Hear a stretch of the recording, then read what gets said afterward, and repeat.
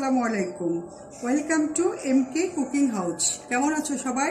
আশা করি সবাই খুবই ভালো আছো, আমিও ভালো আছি। এখন ফলের মৌসুম, বিভিন্ন ধরনের ফল পাওয়া যায়, বিভিন্ন ধরনের পাকা ফলের সমারোহ প্রায় সব জায়গাতেই।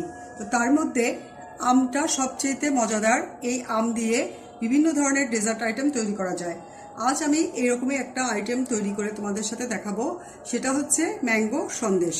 চলো দেখে নিই আমরা এই ম্যাঙ্গো সন্দেশ তৈরি করতে কি কি লাগছে।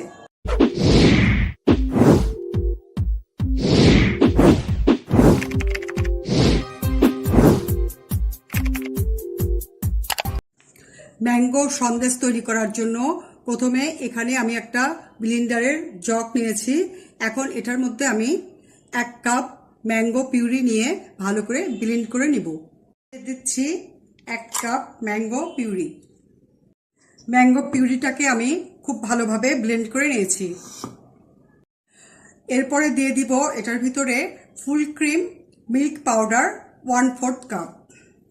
এরপরে দিয়ে দিব 1 টেবিল চামচ হুইপড ক্রিম।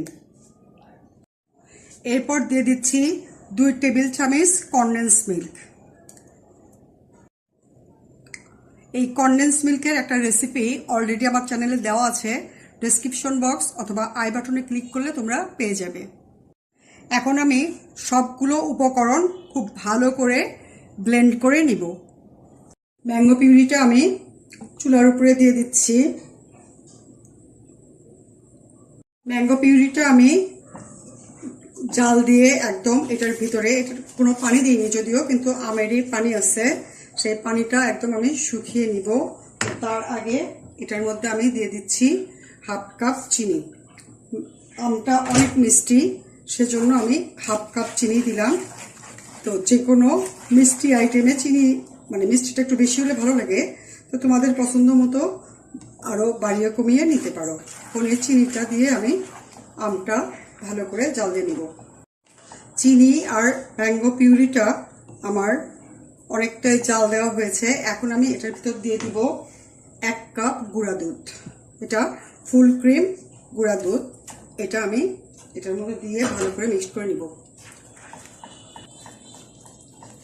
এখন আমি এই গুঁড়া দুধের সাথে আমের পিউরিটা খুব ভালোভাবে মিশিয়ে নেড়ে চেড়ে রান্না করব।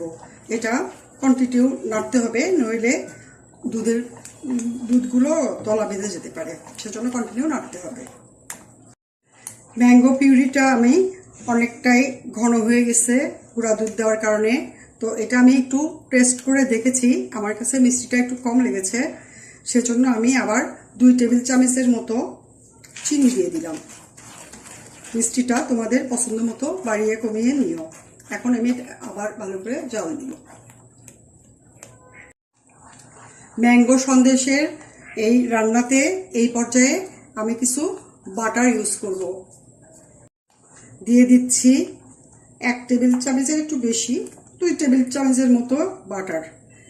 কারণ এইটা যখন আমি হাতে নিয়ে বানাবো তখন বাটারি ভাব থাকলে হাতের সাথে আর লেগে যাবে না, আর এই মিশ্রণটা সফটভাবে তৈরি হবে। এখন আমি এই মিশ্রণটার মধ্যে বাটারটা ভালোভাবে গলিয়ে নিব। এটা রান্না করতে করতে বাটারটা গলে যাবে, আর আস্তে আস্তে এই আমের পানিটা শুকিয়ে এটা একদম শক্ত হয়ে একটা ডোর মতো তৈরি হবে। দেখো এই মিশ্রণটা জাল দিতে দিতে একদম আমের পানি, চিনির পানি সবই শুকিয়ে গেছে। এটা এখন প্যান থেকে এমনি সরে আসতেছে, প্যানের সাথে আর এটা লেগে থাকছে না। তো তোমাদেরকে আরেকটা কথা বলতে আমি ভুলে গেছি, এটার মধ্যে আমি প্রথমে 2 টেবিল চামচ বাটার দিয়েছিলাম, পরে আমি আরও 2 টেবিল চামচ বাটার দিয়েছি, মোট 4 টেবিল চামচ বাটার দিয়েছি। বেশি বাটার দেওয়ার জন্যই এই জিনিসটা সুন্দরভাবে মসৃণ ডো হয়েছে। আর এটা আমার এখন রান্না করা হয়েছে, যেহেতু প্যানের গায়ে আর লেগে থাকছে না, একদম উঠে আসতেছে। তো এটা এখন নামিয়ে আমি ঠান্ডা করে নিব। ম্যাঙ্গো সন্দেশের মিশ্রণটা আমার ঠান্ডা হয়েছে, এখানে আমি নামিয়ে নিয়েছি। এখন আমি হাতের ভিতরে একটু ঘি মেখে এখানে বিভিন্ন শেপ করে আমি এই সন্দেশটা তৈরি করব। তার জন্য আমি এখানে কয়েকটা সাজ নিয়েছি। সাজ দিয়েও করা যায়, আবার এটা হাত দিয়েও করা যায়। তো আমি সাজ দিয়েই প্রথমে একটা করে দেখাচ্ছি। এরকম ছোট একটা বল নিয়ে এটার মধ্যে আমি প্রথমে ঠেসে দিয়ে দিব। এর মধ্যে আমি সমান করে দিলাম। আরেকটা সাজ দিয়ে আমি উপর থেকে এরকম চাপ দিয়ে দিচ্ছি। এখন আমি এটা সরাইলে দেখো কি সুন্দর একটা ডিজাইন হয়েছে। এই সাজগুলোর মধ্যে আমি একটু ঘি মাখিয়ে নিয়েছি। এই যে এইভাবে আমি বিভিন্ন ধরনের ডিজাইন করে এই সন্দেশগুলো তৈরি করব। এখানে আমি আরেকটা সাজ নিয়েছি, এটা দিয়ে আরেক রকমের ডিজাইন হবে। এই যে দেখো এটা আরেক রকমের ডিজাইন হয়েছে। তারপরে আমি আরও এক রকমের সাসের মধ্যে এটা আমি করে নিব।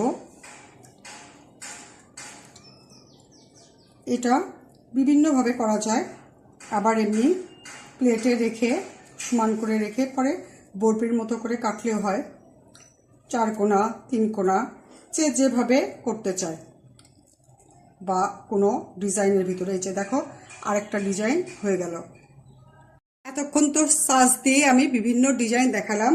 এবার আমি তোমাদেরকে দেখাবো কিভাবে আমের মতো ডিজাইন করতে হয়।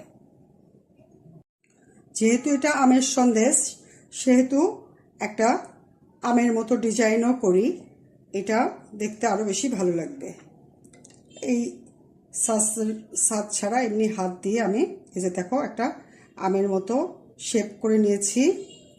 এখন এটার উপরে আমি একটা লং বসিয়ে দিচ্ছি আমের বোটার মতো, দেখো।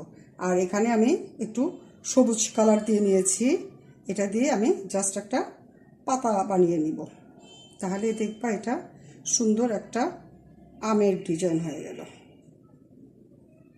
এই যে দেখো কি সুন্দর দেখতে মনে হচ্ছে, সত্যি সত্যি আম। তো আমের সন্দেশ যেহেতু, আমের ডিজাইন সহ আমি এই সবগুলা সন্দেশ পরিবেশন করে দেখাবো এবার।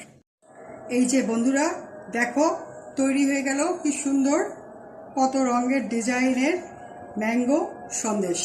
তাই এটা খুবই সিম্পল বানানো, তোমরা বাসায় এটা ট্রাই করো। আর এটা খুবই মজার, কারণ গুঁড়া দুধ দিয়ে তৈরি যেহেতু, আর আম তো এমনিই মজা। তো এটা তোমরা অবশ্যই বাসায় ট্রাই করো। আর ভালো লাগলে প্লিজ আমাকে লাইক দিও, বন্ধুদের সাথে বেশি বেশি শেয়ার করো, কমেন্ট করো। আর যদি চ্যানেলে নতুন হও প্লিজ সাবস্ক্রাইব করো। আর যদি অলরেডি সাবস্ক্রাইব করে থাকো তাহলে অনেক অনেক ধন্যবাদ। সবাই ভালো থেকো, থ্যাংক ইউ, আল্লাহ হাফেজ।